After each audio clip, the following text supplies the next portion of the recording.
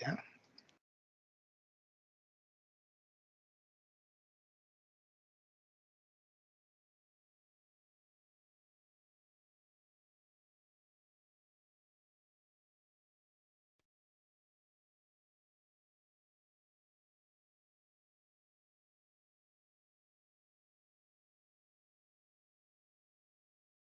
¿Me avisan si están percibiendo la pantalla, los que estoy presentando? Sí, sí se puede ver, doctor. Ok, muchas gracias. Entonces son las 2:30. Muy bien, un gusto estar nuevamente con ustedes, muchachos. En este mundo que espero ya se estén familiarizando en lo que se refiere a la obstetricia, y estamos en la segunda fase. Y para complementar estos conocimientos que van adquiriendo en conocer esta materia, vamos a hablar sobre el tema que corresponde a las anomalías de la placenta, el cordón umbilical y las membranas. ¿Sí? Es un tema muy importante dentro de la obstetricia, puesto que complementa todos los conocimientos que en la práctica ya hemos podido ir avanzando, como es la atención del parto, previo el control prenatal, la atención del parto en sus 3 periodos. Y aquí, como habrán visto de repente en los problemas del alumbramiento de la placenta y los condicionantes de la hemorragia postparto, es que la placenta tiene un papel muy importante como responsable de muchas de las causas de hemorragia, que son de las causas más importantes de mortalidad materna. En nuestro Perú es la primera causa de mortalidad materna, ¿no? Las hemorragias. Entonces, empezaremos.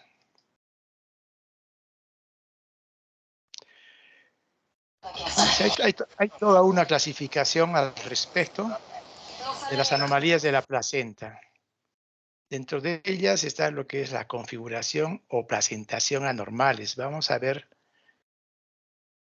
dentro de esta categoría las placentas múltiples con feto único, el lóbulo subcenturiado, placenta membranácea, placenta anillada, fenestrada, placentación extracoriónica, ya sea la placenta circunvalada o circunmarginada, y también las anomalías en cuanto a la inserción en la invasión trofoblástica. Que podemos hablar de la placenta ácreta, íngreta y pérreta. Entonces, cuando abordamos el tema de las placentas bipartida o bilobulada, como verán aquí en las imágenes, se nota clarito, ¿no? Como está la torta placentaria y aquí una accesoria, ¿no? Obviamente de menor tamaño, igual en esta otra diapositiva, esta imagen. Entonces puede haber una división incompleta, ¿no? De la placenta. Obviamente que comparten los vasos fetales, ¿no? Que van de un lóbulo a otro, ¿no? Una placenta, aquí algo de tejido placentario, aquí otro tejido. Pero bien, el cordón umbilical recoge vía vasos, tanto las 2 arterias y una vena, a toda la placenta, ¿no? Comparten los vasos del cordón umbilical. Esto le llamamos una placenta bipartida, por no decir partida en 2, ¿no? O bilobulada. Se presenta una de cada 350 partos. Como verán, al salir la placenta, al revisar la placenta producido el parto, podríamos encontrar una placenta, ¿no? Incompleta. Por eso es tan importante que es después de expulsar la placenta, revisar bien los cotiledones, la integridad de las membranas. Y esto, en esta parte de las anomalías de la placenta, se va a ir repitiendo de alguna manera. Y al quedarse algún resto, especialmente de cotiledones, pues puede condicionar hemorragia, ¿no? Después del parto. El lóbulo subcenturiado, como verán aquí la placenta incompleta todo, pero miren, prácticamente dentro de las membranas coriamnióticas puede haber parte de una placenta o de cotiledones. Creo que se llama un lóbulo por él, ¿no? Accesorio. Puede haber uno o más lóbulos de este tipo que se desarrollan en las membranas de la periferia de la placenta principal, que viene a ser la torta placentaria, con conexiones, obviamente, ¿no? Vasculares de origen, obviamente, fetal. Se da en un 5% de todas las anomalías placentarias. Como entenderán, la complicación, al igual con la bilobulada, podría dar que hemorragias por retención de este lóbulo accesorio luego del parto. ¿Y cómo nos damos cuenta? Fundamentalmente cuando examinamos a la placenta. Es un paso muy importante. El parto no termina con el nacimiento del recién nacido, termina con el alumbramiento, eliminación de la placenta y su revisión exhaustiva. De igual manera, la placenta membranácea, miren, esta es la placenta principal, la torta, pero sin embargo aquí hay vellosidades coriales activas en el resto de las membranas, por eso se llama membrana o placenta membranácea, ¿no? Entonces, las membranas que deberían ser, como saben, transparentes, coriamnióticas, se encuentran cubiertas de vellosidades funcionales. Por lo tanto, estas también están firmemente adheridas a la decidua parietal, ¿no? del útero en la placenta. Y esto puede dar origen, obviamente, a hemorragias profusas, ¿no? Peor si está asociado con placenta previa o con placentas con acretismo placentario. Felizmente es de presentación excepcional, de tal manera que hasta ni siquiera se menciona en las estadísticas, pero sí de alguna manera hay que tomar en cuenta este tipo de placenta. Placenta anillada, de igual manera, puede corresponder a una variante de la placenta membranácea, ¿no? En donde en la parte central puede haber ausencia de estas vellosidades, pero sí toda la periferia alrededor puede tener tejido placentario, vellositario activo. Es más frecuente la configuración en herradura, ¿no? Por atrofia, ¿no?, de estas vellosidades en una parte del anillo. Presentación 1 en 6.000 partos. En Hospital Unión Delgado hay un promedio de 6.000 partos entre normales, vaginales y cesárea, de tal manera que deberíamos encontrar por año, ¿no?, una placenta en anillo, ¿no? Realmente se nos va por algún sangrado, se hace el curetaje y bueno, ¿no?, y la placenta sabe un poco deformada, se hace el curetaje y a veces lo más probable es que no lleguemos a hacer el diagnóstico. La placenta también fenestrada. Mirando mal el esquema, miren, aquí pareciese que aquí faltase, ¿no?, cotiledones, ¿no? O 1 o 2 cotiledones. Pero no, lo que pasa es que en esta porción no existe placenta, ¿no? Placenta normal, pero no existe aquí. A veces hay un anillo verdaderamente, un orificio verdadero, ¿no? Porque esta parte que estamos viendo aquí corresponde prácticamente, ¿no?, a la placa coriónica, ¿no? Pero no hay las vellosidades, por eso la placa coriónica. Pero a veces ni placa coriónica hay.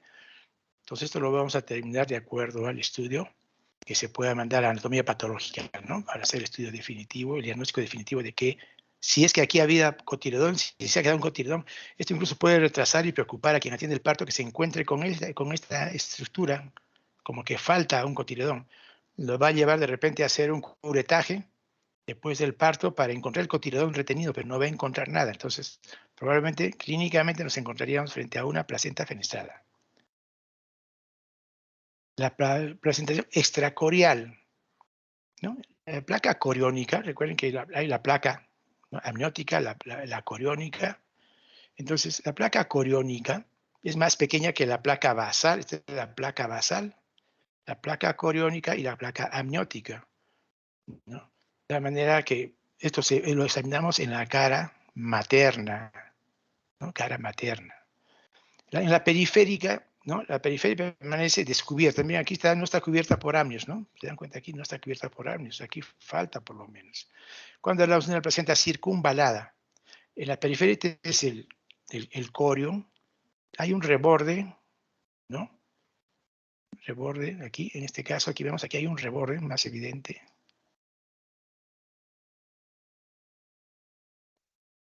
Aquí hay un reborde opaco, engrosado, formado por repliegue tanto del corium como del amnios. Pero en relación, para diferenciar de la circunmarginada, el anillo, cuando este anillo que carece de esa depresión central, o sea, no hay un repliegue central, tiene una sola capa de amnios y corium. Obviamente este diagnóstico se define, aunque puede verse por ecografía, pero se define también con el estudio anatomopatológico. Entonces, esta parte que está de la placa basal, ¿no?, descubierta, es la que podría dar origen a sangrados o retención de esta parte de la placenta y por consiguiente sangrado postparto. Y en cuanto al acretismo placentario, ¿no? Esta invasión anormal que se produce el trofoblasto, que va más allá de la inserción normal, que viene a ser aquí, ¿no? Que respecta prácticamente en la decidua, hasta ahí, y una parte del tejido miometrial.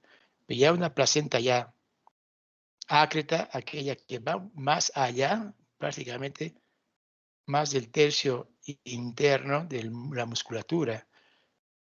La plaqueta íncreta ya totalmente casi llega hasta la mitad del grosor de la pared del músculo uterino. Y la percreta, que ya atraviesa incluso la serosa del útero, y de acuerdo a dónde está ubicada la placenta, podrá invadir, si es en la parte anterior, podrá invadir la, la pared vesical, y si la placenta está ahí insertada en la pared posterior del útero, y la parte baja podría hasta invadir ¿qué? Al tejido intestinal colónico. Ya se imaginarán, con esa invasión es una verdadera emergencia, ¿no? Produciendo una hemorragia torrencial, obviamente.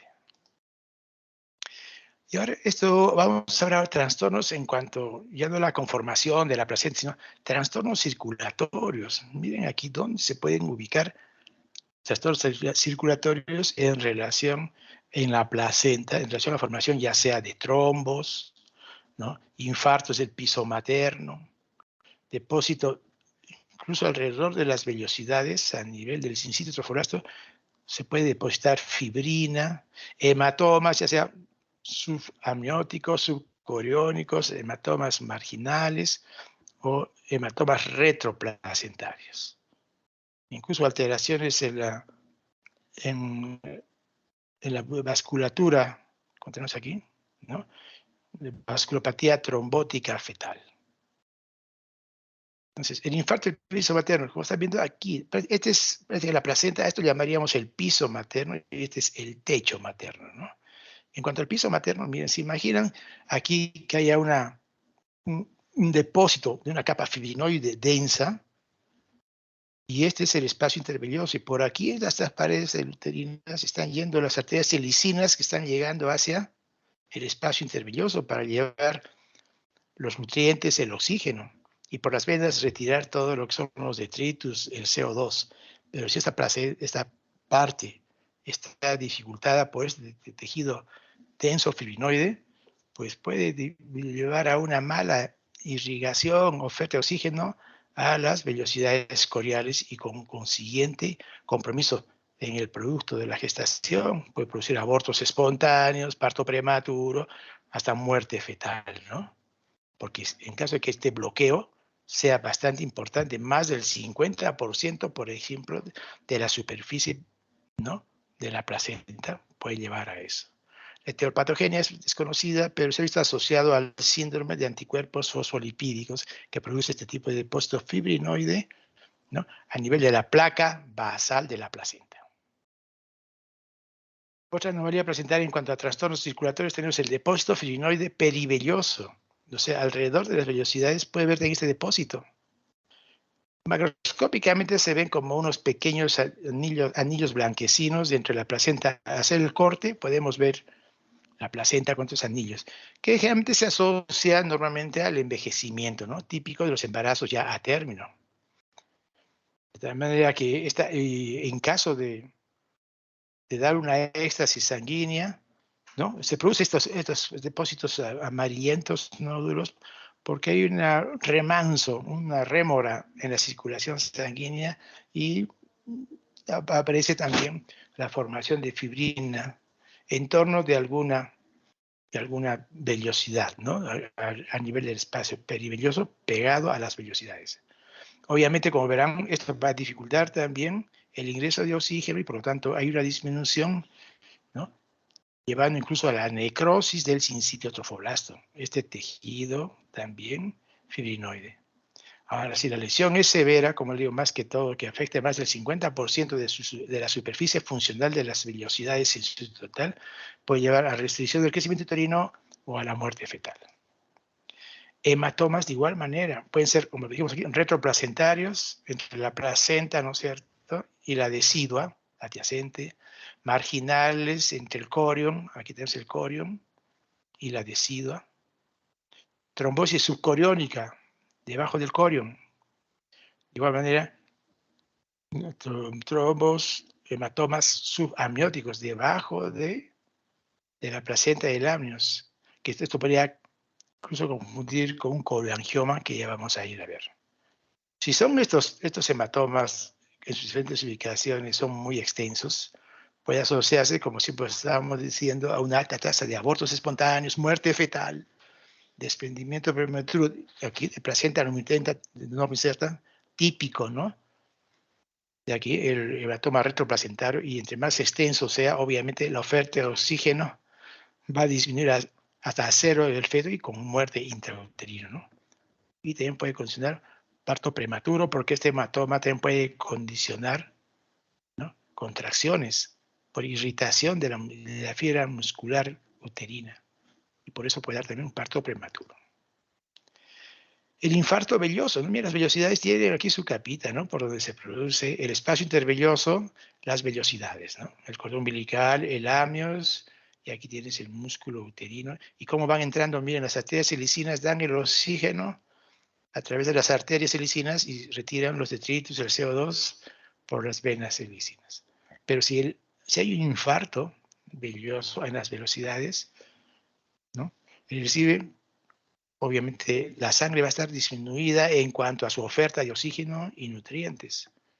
Entonces, cualquier enfermedad que sufra es la placenta, ¿no?, va a obstruir este suministro de oxígeno y va a dar, obviamente, un infarto de las velocidades. Y esto, entre más velocidades sean comprometidas, al final va a constituir lo que conocemos la insuficiencia placentaria, ¿no?, por el aumento en el número de los infartos a nivel velocitario. Entonces se asocia, generalmente se ve en casos de preeclampsia, eclampsia y el anticoagulante lúpico. Entonces es el infarto velloso. Y finalmente el hematoma del alumbramiento. Esto generalmente tiene que ver cuando traccionamos de una manera brusca el cordón umbilical, como ustedes habrán visto en sus prácticas virtuales. Tenemos que tener cuidado cuando se va a desprender la placenta después de nacido el producto, ¿no?, de la gestación. Entonces, se ubica esto entre la placenta y el amnios, ¿no? Pueden ser hematomas, ¿no?, del alumbramiento. Miren, uno tracciona entre, ¿no?, la placenta y el amnios. Este es un hematoma del alumbramiento. Tú traccionas porque generalmente se va a romper a nivel de la inserción placentaria, se rompen los vasos placentarios. Puede ser la vena, generalmente es la vena porque es más frágil, y aquí va a llenar el hematoma, ¿no? Se presenta durante el alumbramiento por tracción brusca del cordón y se rompe el vaso a nivel de la inserción placentaria. Cuando hay lesiones crónicas, entonces la hemorragia produce una hemorragia feto-materna y asociado también con restricción del crecimiento intrauterino. Hay que diferenciarlo con el cholioangioma.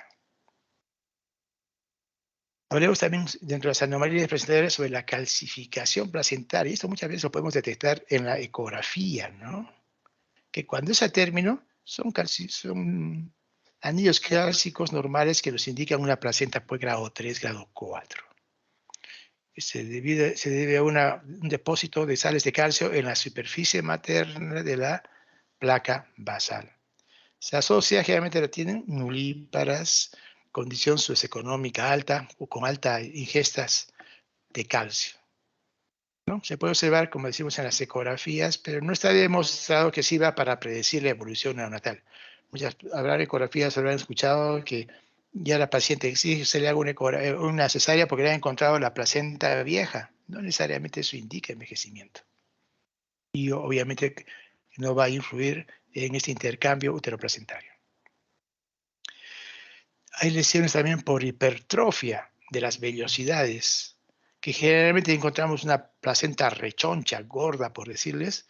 Generalmente se ve esto en la eritroblastosis grave fetal y la hidropesía fetal, como consecuencia prácticamente de una insuficiencia cardíaca del feto.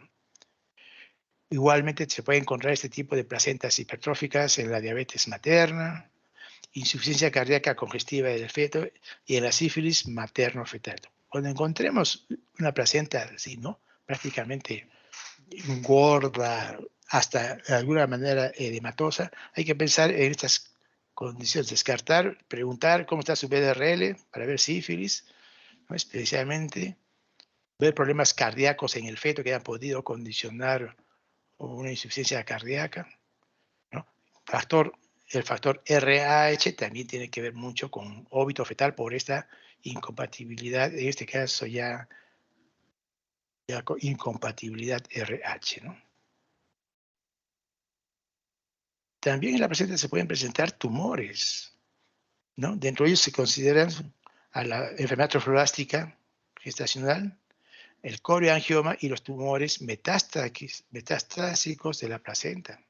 Hay tumores que pueden dar metástasis y que atraviesan, ¿no?, el espacio y pueden quedarse en el espacio intervelloso, pueden llegar, difícilmente atraviesan la vellosidad. Pero la enfermedad trofoblástica, que es un tema ya especial, hasta de un seminario, se va a determinar en su momento seguro, pero las características clásicas son, cuando hablamos de enfermedad trofoblástica gestacional, o sea, durante el embarazo, vamos a que la placenta, miren, ecográficamente es un aspecto como de panal de abejas. Y miren, y aquí al ladito está una parte fetal, ¿no? No sé si es el abdomen o la cabecita, pero este es un embarazo molar de tipo, ¿no?, incompleto, porque hay feto y hay placenta. Esta placenta es anormal. Aquí es una mola completa. No hay formación del embrión. Y son vesículas. Mira el aspecto, parecen uvas, ¿no es cierto? Y aquí ya todo está en una placenta parcial, porque vemos aquí el feto probablemente tenga muchas anomalías, porque está asociado cuando hay embrión y hay placenta hidrópica, ¿no?, afectada por esta enfermedad trofoblástica gestacional, está asociado a fetos con múltiples malformaciones. Aquí ven, han hecho una histerectomía, han sacado el útero, han cortado el útero, miren, este es el cuello uterino, el cuerpo uterino, han hecho un corte y ha salido toda esta placenta con el feto. Aquí ya, obviamente ya evacuado, pues, ¿no? Bueno, tumores placentarios, el corioangioma. Miren la placenta, en la superficie fetal, el amnios y esta tumoración. Miren cómo se ve, cómo sobresale sobre la superficie de la cara fetal. Ecográficamente, miren, una zona hipoecogénica. Y en el Doppler también cómo se ve, cómo tiene bastantes vasos, ¿no?, bastante irrigada. Son los únicos tumores benignos de la placenta. Esto no da metástasis, ¿no? Son tumores, colioangioma. Se presenta en 1% de los embarazos. Como ven aquí, una hipoecoica, bien circunscrita, cerca de la superficie, como he dicho, coriónica, y protruye hacia la cavidad amniótica. En el Doppler, aumento del flujo. Cuando son más de 4 centímetros en cuanto al tamaño, puede condicionar una insuficiencia cardíaca de alto gasto, anemia fetal e hidropesía por muerte fetal. También entre los vasos que hay aquí se puede dar hemólisis y anemia microangiopática en los vasos que están irrigando, digamos, el colioangioma. También es responsable de los partos prematuros, anomalías en el líquido amniótico, especialmente en polidamnios, y en restricción del crecimiento uterino.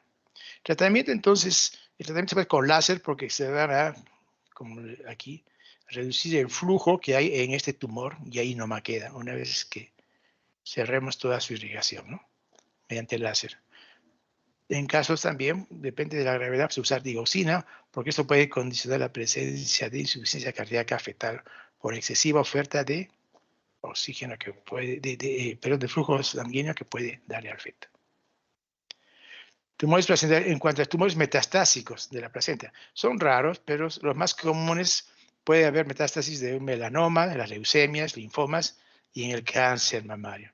Estas células tumorales que pueden llegar a la placenta suelen estar confinados al espacio intervelloso, aquí, ¿no?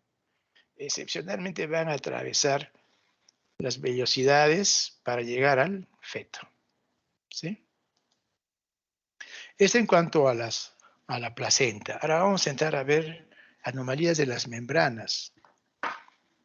Y lo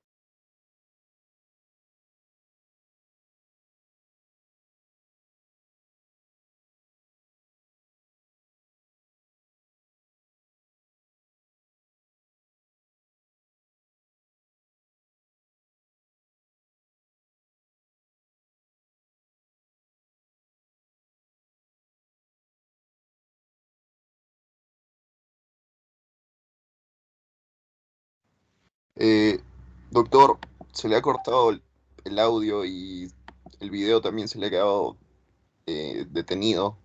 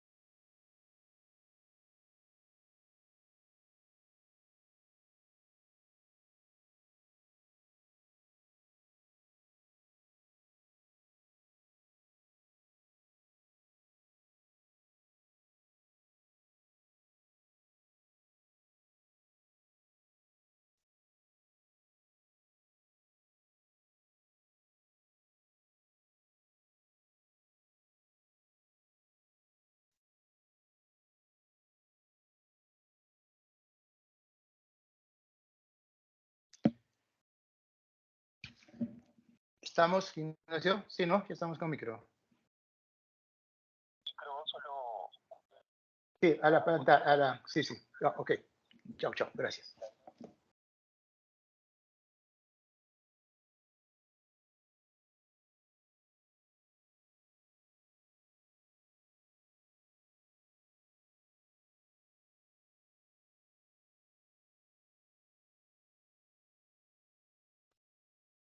¿Estamos conectados, muchachos? Ahora sí.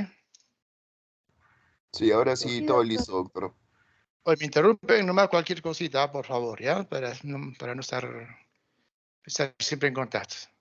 Entonces, en las anomalías de membranas hablamos de la tinción meconial. Se puede teñir las membranas y se puede dar una frecuencia de 10 hasta el 20%, o sea, de 5 partos uno puede tener este problema de la tinción meconial. Y esto lo podemos hacer evidencia después de que han pasado 3 horas después de la expulsión del meconio, que ustedes saben el meconio está donde es el componente del contenido, Dios es el contenido intestinal, ¿no? Cuando esta exposición es prolongada, estamos hablando de horas hasta días, ya puede teñir el corio. Mientras tanto está en el sobrenadante del líquido amniótico, pero puede ir teniendo el corio, el cordón mismo y la decida. Es difícil precisar en qué momento empezó a eliminar el meconio, el producto de la gestación. Entonces, gracias a que es que no está el meconio ahí constantemente, porque se retiene gracias a que hay una contracción tónica del esfínter anal y hay ausencia también de movimientos intestinales, o sea, la peristalsis. Y esto generalmente se da en el pretérmino, ¿no? Que está en la gestación entre menos 36 semanas, no se va a encontrar meconio, ¿no? Porque todavía se mantiene el esfínter anal cerrado y no hay movimientos peristálticos. En los fetos postérminos sí se puede presentar, ¿no?, esta tinción de líquido amniótico hasta en un 30%, de 3,1. Y eso es normal, no hay que asustarse, ¿no? Siempre y cuando que no hay otros factores que nos indiquen que puede haber sufrimiento, una paciente hipertensa, obesa, con síndrome antifosfolipídico, qué sé yo, ¿no? Tantos otros problemas que sí pueden condicionar como factores de riesgo para un sufrimiento fetal. Puede darse en todo caso por estimulación del nervio vago, la compresión de la cabeza o del cordón, y estando en ausencia de sufrimiento fetal agudo, también puede darse, ¿no? No siempre, por lo tanto, la conclusión es que no siempre encontrar líquido meconial es sinónimo de sufrimiento fetal. Puede ser que sea un feto prematurito, ¿no? Entonces, aquí se relaciona con acidosis fetal, sufrimiento fetal y con agua bajo. ¿Cuándo? Cuando hay hipoxia fetal. Porque esta va a relajar el esfínter anal, va a salir el meconio, y peor, si el feto comienza a jadear, se puede aspirar este líquido meconial, pasa a los pulmones y se va a configurar el síndrome de aspiración meconial, ¿no? Para una neumonitis, y eso muchas veces es mortal para el recién nacido. Cuidadito con la embolía del líquido amniótico meconial, porque si una parte de este meconio pasa por las vellosidades coriales, entra a la circulación materna por las venas selicinas y con todo el componente, como ustedes saben que contiene el líquido amniótico más el meconio. El meconio, ¿qué contiene? ¿No? Pigmentos biliares, que contiene células especialmente, y hasta puede ver hasta fracciones, proteínas, fracciones de vello. Eso puede condicionar, y eso en la sangre al llegar a la circulación pulmonar, pues va a condicionar por un problema en el pulmón y con muerte, con alta tasa de mortalidad materna.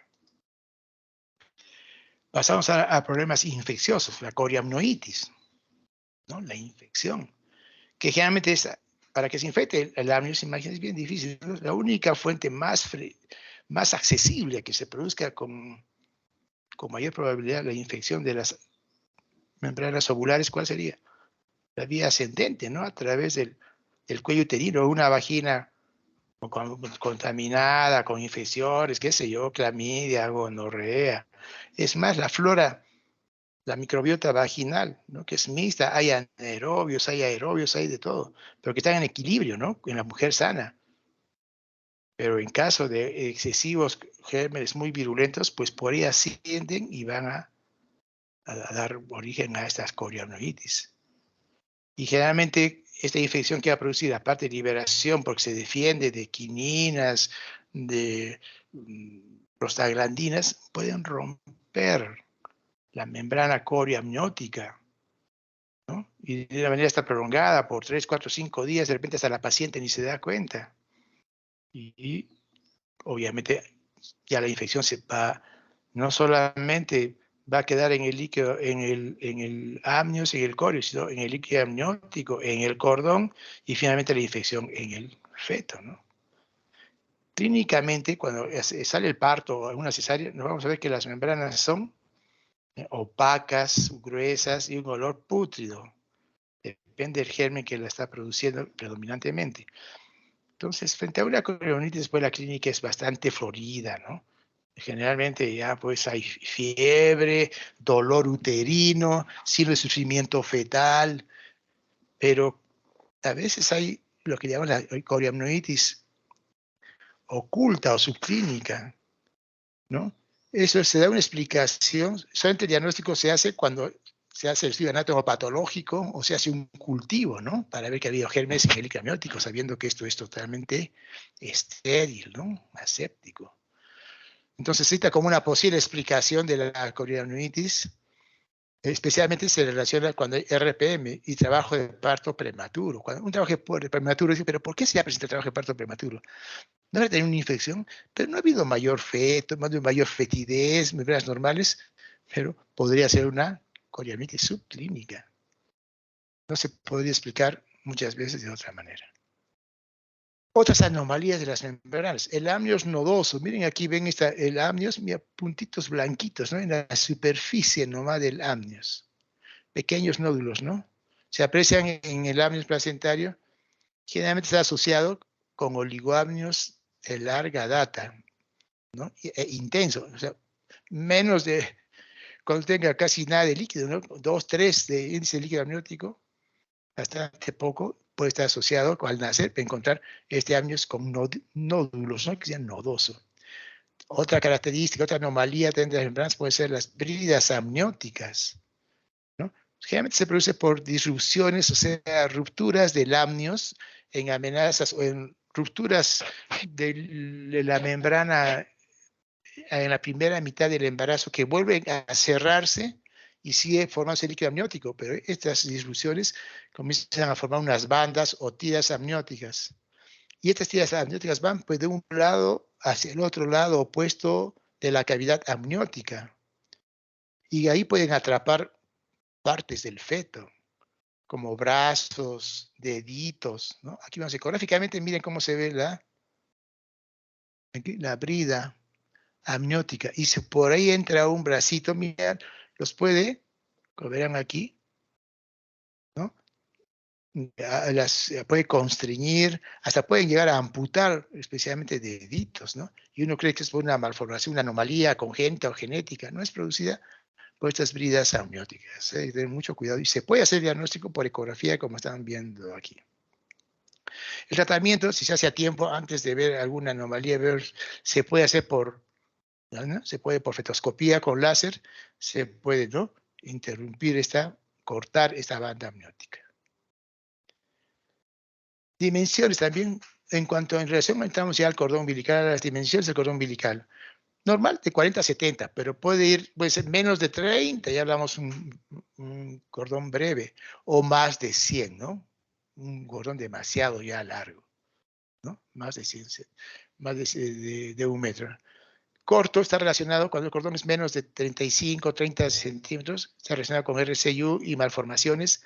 Incluso durante el trabajo de parto puede dar signos de sufrimiento fetal. Los cordones largos están en relación con prolapsos de cordón, puede tan largo que se producen nudos y asociado puede estar con anomalías fetales. En cuanto al diámetro, es un marcador predictivo de resultados fetales. ¿Qué significa? Que cuando los cordones son muy delgados, está relacionado con un crecimiento fetal deficiente. Y cuando son bastante gorditos, el cordón umbilical, rechonchos, está asociado con macrosomía fetal, o sea, fetos con más de 4 kilos de peso. La utilidad de identificar el cordón largo, perdón, en cuanto a su diámetro, clínicamente todavía no se ha encontrado muy buena, una aplicación muy clara.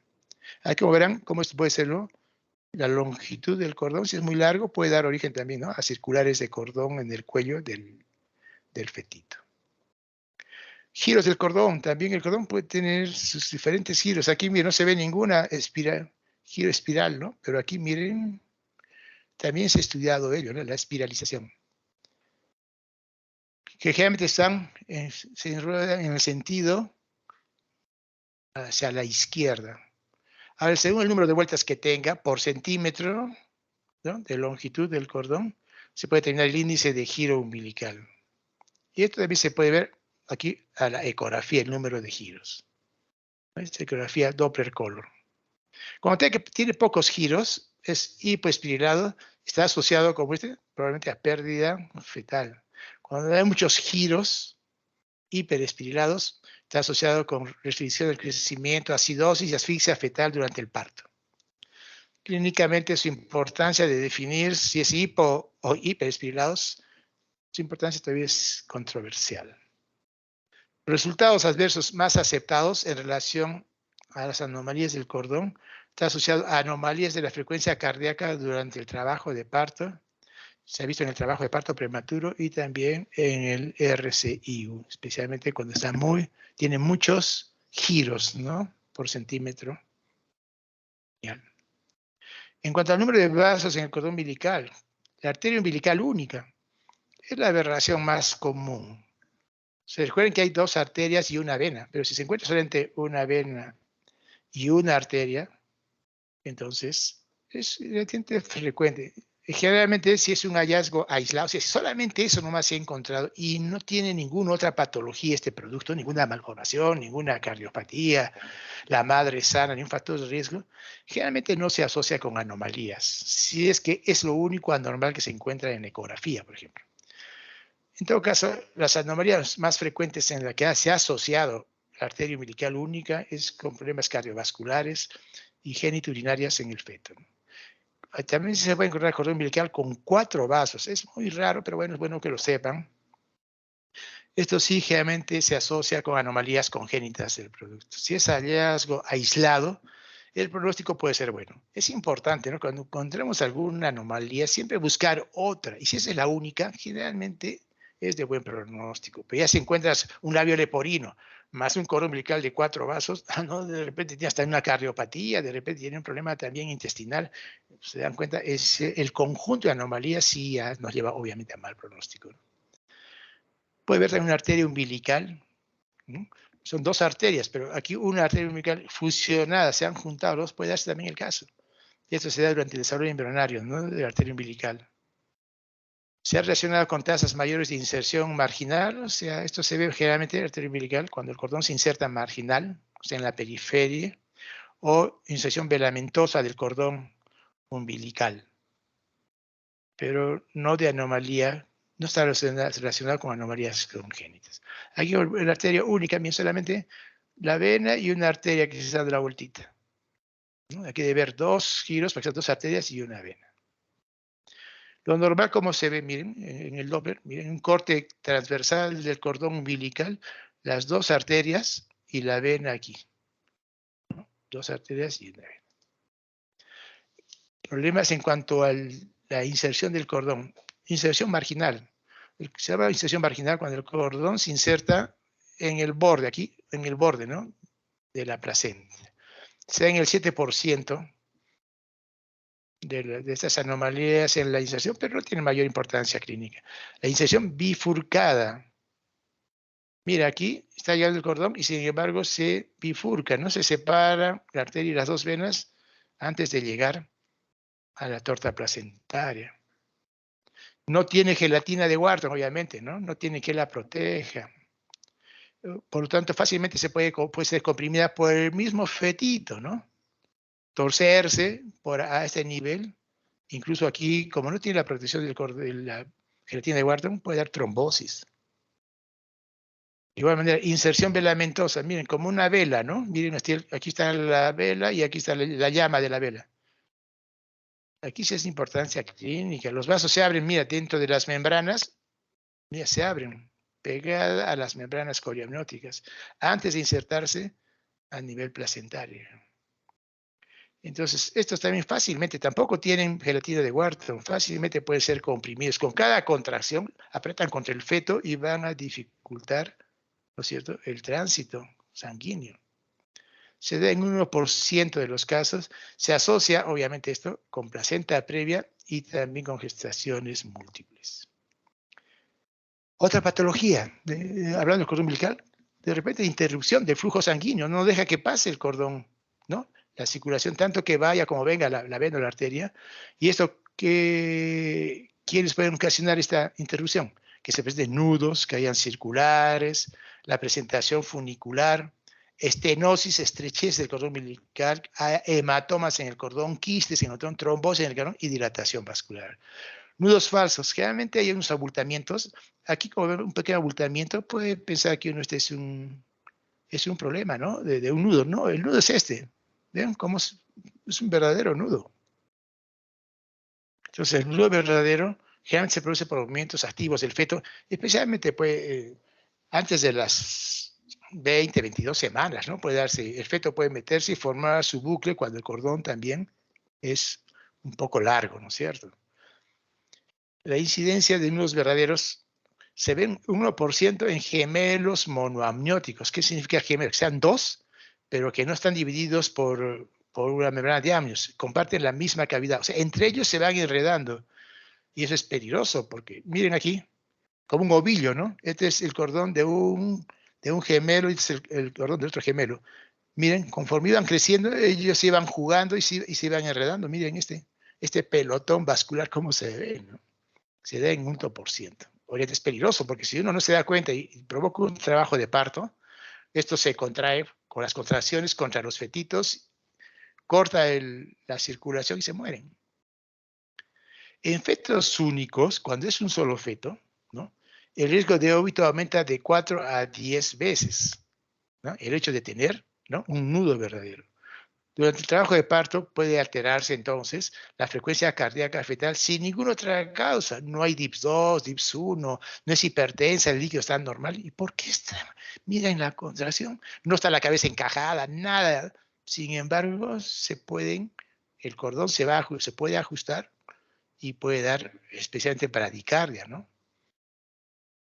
Y hay que sospechar que no será que tiene un nudo.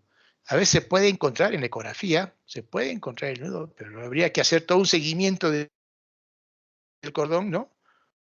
En cada ecografía, ¿se imaginan? Es tan práctico, ¿no?, el indicarlo. Circulares, también la vuelta, ¿no? Mira aquí, tenemos un circular, es un circular simple, mira cómo nace. Se puede ver del 20 al 30% de los partos, o sea, de 3, 1 puede tener, ¿no?, circulares. El doble, ¿no?, simple. El doble puede ver del 2.5 al 5% puede tener doble una y otra vuelta. Y triple, del 0.2 al 0.5 puede tener 3 vueltas. Es poco frecuente una evolución perinatal adversa.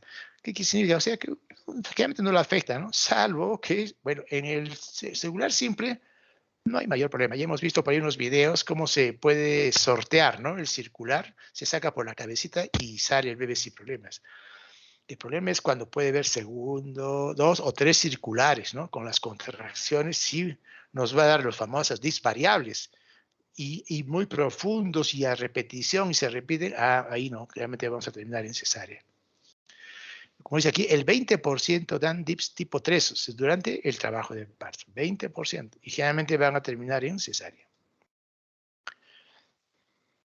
Otra interrupción del flujo sanguíneo en el cordón umbilical es cuando se presenta, miren, el cordón umbilical está por delante de la presentación. Los famosos prolapsos, cuando está con bolsas rotas y están en la vagina. La prosidencia, con bolsas rotas, pero no llegan a salir a la vagina, se quedan aquí nomás. Y el procúbito, cuando el cordón está aquí por delante, pero con membranas íntegras. De manera que uno hace el tacto, se encuentra con la membrana y de repente siente que algo late con la frecuencia del feto, que es en los 140 por latidos. Uno tiene eso, es urgente. Se entiende que si la cabeza baja más, lo va a comprimir a esta asa, ¿no?, del cordón, va a interrumpir la circulación funicular y por lo tanto pone en riesgo el bienestar fetal. Se puede hacer este diagnóstico antes de que empiece el trabajo de parto con ecografía Doppler color, como han visto, cómo se ve clarito el cordón umbilical, con el tacto, como les he dicho, y por lo tanto el tratamiento va a ser siempre cesárea. ¿Se imaginan cuando hay polidramios, por ejemplo, hay mucho líquido y se rompe la bolsa? Lo primero que se quiere salir por aquí es el cordón y eso puede condicionar la presencia de un prolapso, con las bolsas rotas o una prosidencia.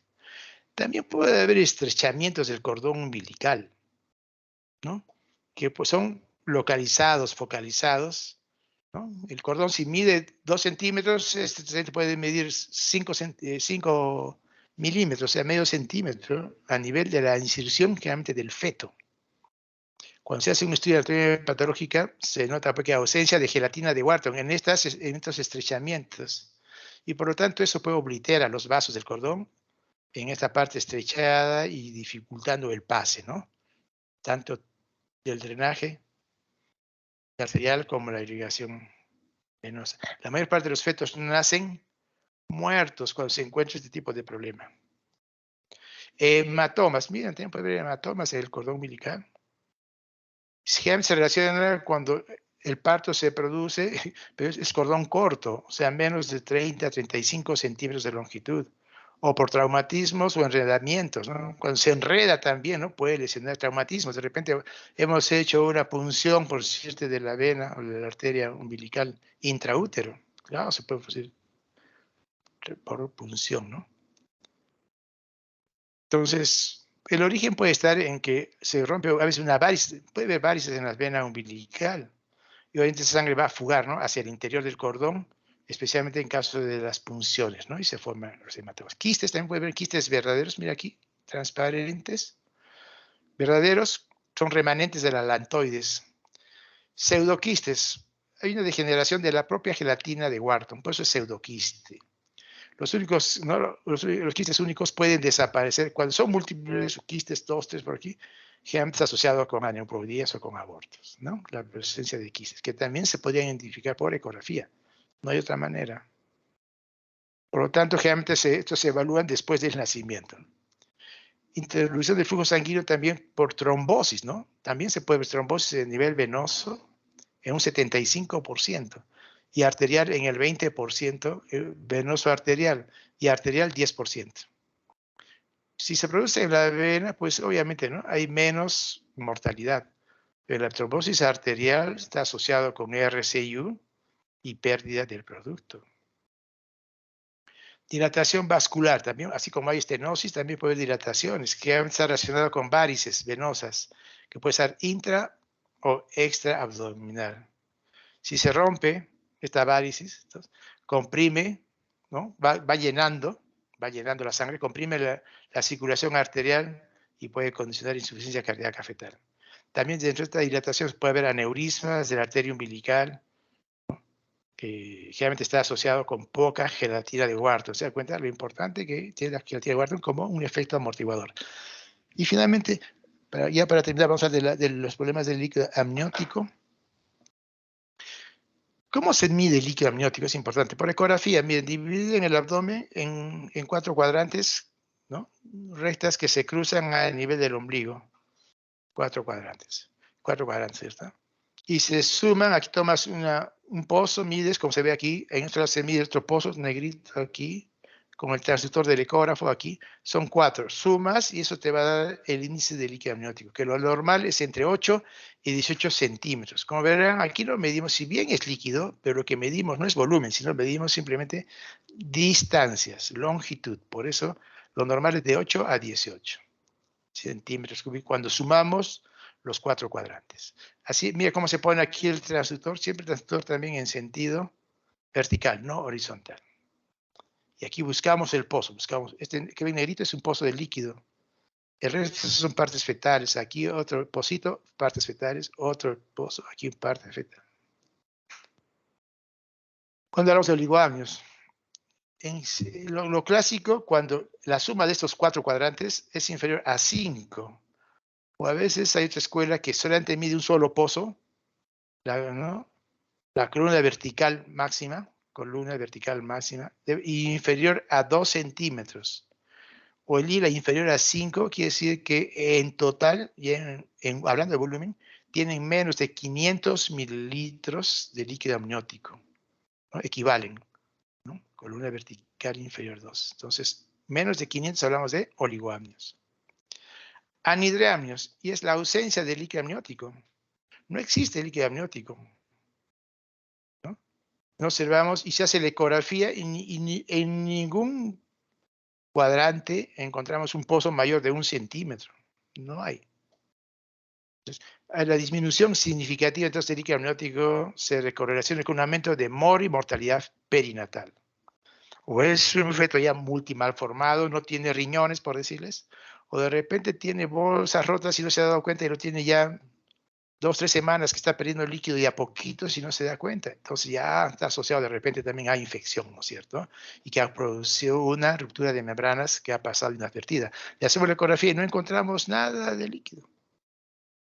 Esto se da de un 0,5 a un 8%, en promedio de 3 a 5 de todas las gestaciones, el anhidramnios, hasta un 11% en embarazo posttérmino. Si encontramos anhidramnios, esto es sinónimo de cesárea ya. Nada de que veamos un test estresante, un test no estresante, ecografía. No, suficiente con la ecografía que no encontramos líquido, independientemente de la edad, salvo que sea pues, menos de 20 semanas y es un aborto, ¿no? Pero que esté entre las 24, 28, 30 semanas, algo se puede hacer. Mejor va a estar afuera el bebé que adentro si no hay nada de líquido amniótico. Etiología del oligoamnios, menos de 500 mililitros, ¿no? O menos, un hila menos de 5. En relación al feto, puede haber anomalías cromosómicas, así es. Puede haber también alteraciones congénitas, RCU y posttérmino y RPM, ¿no? En la placenta puede haber ruptura prematura de membranas y transfusión intragemelar. Claro, un feto puede estar bien, de buen líquido, y el otro puede estar con nada de líquido. También es causa, ¿no?, de este oligoamnios. Maternas, insuficiencia útero-placentaria, una paciente hipertensa crónica, diabetes mal controlada, puede ser, ¿no? Como vemos aquí, diabetes, enfermedad hipertensiva del embarazo. También puede cursar con oligoamnios. Fármacos, inhibidores de la prostaglandina sintetasa e inhibidores de la enzima convertidora de angiotensina. Por eso estos antihipertensivos, especialmente los inhibidores de la enzima convertidora, están contraindicados en el embarazo, ¿no?, para controlar la presión. Y causa idiopática, ¿no?, desconocida, que de oligoamnios. Ahora, dentro de las anomalías congénitas que pueden dar oligoamnios en el feto, pueden ser las cardíacas. El feto puede tener tetralogía de Fallot, malformaciones septales, cromosómicas, la triploidía, trisomía 18, síndrome de Turner. Anomalías congénitas genitourinarias, agenesia renal, displasia renal, obstrucción uretral, síndrome de Meckel-Gruber. También el síndrome de banda amniótica también se asocia generalmente con oligoamnios, hernia diafragmática, higroma quístico o loprosencefalia. El diagnóstico, entonces, como hemos dicho, clínicamente una altura uterina disminuida. Tú tomas la altura uterina, debe tener 30 y sin embargo tiene 25%. ¿Pero por qué? Y todos los controles estaban bien, pero en ese último tiempo, en un último mes, algo ha pasado. Hay que sospechar que puede haber oligoamnios. También cuando hay disminución de la percepción de los movimientos fetales. Claro, el útero lo tiene como una camisa de fuerza, si no hay líquido que le dé esta comodidad de movimiento, ¿no es cierto? Obviamente que el diagnóstico definitivo hemos visto que es el ecográfico, ¿no? Cuando el hila sale menor de 5, ¿no? La máxima columna vertical es menos de 2. Una sola columna, un solo pozo se mide. En el primer trimestre, el oligoamnio se define con una diferencia de menos de 5 milímetros en el diámetro medio del saco gestacional y la longitud cráneo-raquis. Eso lo vamos a ver cuando veamos algo de ecografía. Entonces, miren aquí la cabecita, miren cómo se ve, sus huevecitos. Aquí está la placenta. Y máximo vemos este pocito, ¿eh? Creo que aquí le ponen 3, creo. Es el único pozo. Oligoamnios. Complicaciones frente a un oligoamnios. Como no tiene mucho líquido, es más fácilmente que hay una compresión del cordón contra la pared uterina, especialmente por el propio feto o cuando haya las contracciones uterinas, ¿no? Comprime entonces fácilmente el cordón umbilical cuando no hay mucho líquido, y especialmente con mayor concentración de meconio. Entonces, hay una alteración. Si tú ves un perfil ecográfico, vas a encontrar alteraciones por el problema de oligoamnios. Alteraciones biofísicas, o sea, respiración, movimiento, no se va a mover mucho, no tiene movimientos respiratorios, ¿no? Puede también asociado con depresión neonatal, al nacer con depresión, con sufrimiento, ¿no? Crónico, incluso ya la muerte fetal. La presencia de oligoamnios, como les digo, yo hago de frente una cesárea, pues aumenta el índice de cesáreas. Y distocias por el parto. Como está con poco líquido, el feto se queda atravesado y ya no se vuelve a mover porque es imposible, no tiene cómo moverse para cambiar de posición, o las cabezas deflexionadas. X distocias en cuanto a la posición del feto, ¿no? Y aquí el polidramios, miren, estas imágenes muy sugestivas. Miren, cualquiera diría que es polidramios. ¿En qué pensaríamos? De repente son dos, no son tres fetitos ahí, podría ser, ¿no? ¿No será que tiene un tumor de ovario gigante? Todos los diagnósticos, ¿no?, que puede haber como diferenciales para el polihidramnios. Mirando nomás, mira, tremenda protección de las barriguitas. Cuando el lila es mayor de 2 litros, ¿no? Y hablamos de el lila, bueno, mayor de 24, casi en relación a 2 litros, 2 litros 400, ¿no? Entonces, aquí tiene el polo, el máximo de esta columna vertical media, oso vertical medio, mayor de 8 centímetros. O más el hilo en los 4 cuadrantes, tiene que ser mayor de 24 centímetros. Miren aquí, puro líquido. Por aquí aparece alguna parte fetal, pero todo es fundamentalmente líquido, polidramnios. Clasificación puede ser de inicio agudo en un 2% y crónico, y lo más frecuente, en 98%. El agudo, que antes se presenta al inicio, en las etapas tempranas del embarazo. Y por lo tanto, como distiende tanto la fibra muscular uterina, generalmente está asociado con contracciones uterinas antes de las 20, 24 semanas. Y obviamente está asociado con trastornos graves en la madre, porque de un día al otro aumenta el líquido espectacularmente que no lo deja respirar, le produce dificultad respiratoria cuando es agudo. En el crónico es más tolerado, ¿no?, porque el líquido va subiendo de una manera progresiva. Entonces, según la magnitud, cuando hablamos de un polidramnio leve, cuando vemos que el ILA es entre 25 y 29, que se ve generalmente en el 80% de los casos. Cuando es un polidramnio moderado, cuando el ILA llega de 30 a 34. Y cuando ya es severo, cuando ya el ILA llega a más de 35. Estamos hablando aquí ya de 3 litros y medio, 4 litros. Aquí estamos de 3 litros a 3 litros y medio, y aquí estamos hablando ya de 2 litros y medio a cerca de 3 litros. Imagínense que si el feto pesase ya 3 kilos, hay otro feto, pero en líquido, ¿no?, en cuanto a cantidad y a volumen. Entonces, obviamente, lo primero que va a afectar la dinámica respiratoria. La paciente se tiende totalmente, no solamente incómoda, sino ya no puede respirar. Causas de polidramnios. Idiopático, un 65%, más de las 65% no sabe la causa. Pero sí puede haber causas maternas, por ejemplo, la diabetes, especialmente la descompensada, no controlada, y la isoinmunización y RH, son causas de polidramnios.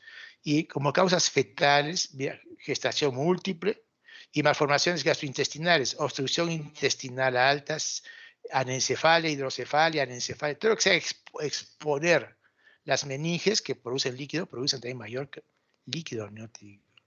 Respiratorias, quistes pulmonares también, cardiovasculares, esqueléticas, especialmente la condroplasia, alteraciones cromosómicas, trisomías, ¿no?, 13, ¿no?, la de 18 y la 21, Down, Edward y Patot, ¿no es cierto? Aquí miren el líquido amniótico, aquí no sé, aquí cuando no hay estómago, tratando de ver aquí anencefalia, aquí no hay cabecita, como es una causa de polihidramnios. Las manifestaciones clínicas van a depender de qué, de la presión que ejerza, ¿no es cierto?, este exceso de líquido sobre el útero distendido y sobre los órganos adyacentes. El útero está totalmente distendido. La madre, ¿qué puede tener? Disnea notoria, edemas y hasta oliguria, porque también este útero tan grande va a obstruir el pasaje de la orina. Y no va a impedir la orina. Estamos hablando pues, de 3, 4 litros, imagínense. Y esto obviamente se va a presentar si se presenta de forma aguda o crónica. Si es agudo, de un día para otro comienza a subir tanto el líquido, obviamente que va a tener trastornos respiratorios y también cardiovasculares, porque le va a alterar el eje del corazón, ¿no?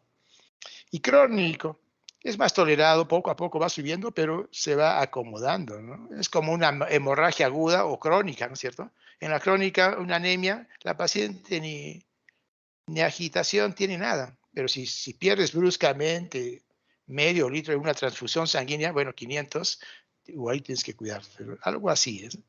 También está asociado a torneo, se tiene que buscar la posición de sentada y puede tener edema progresivo, ¿no? En el poliramnios crónico. Diagnóstico entonces de la altura uterina, ¿no? Mayor de la que corresponde para la edad gestacional. No se puede, tú quieres palpar con tanto líquido, no vas a poder definir cuál es cabeza, cuál es la espalda, cuál es el polo podálico, ¿no? Y también si quieres escuchar latidos, también te aleja, pues si tú vas a poner aquí el estetoscopio para encontrar latidos, es más dificultoso, ¿no? Ya puedes, o sea, clínicamente ya puedes sospechar que estás frente a un poliramnios. Ecográfico ILA mayor de 24, hemos dicho, y el pozo volumen máximo, pozo vertical máximo, perdón, mayor de 8 centímetros.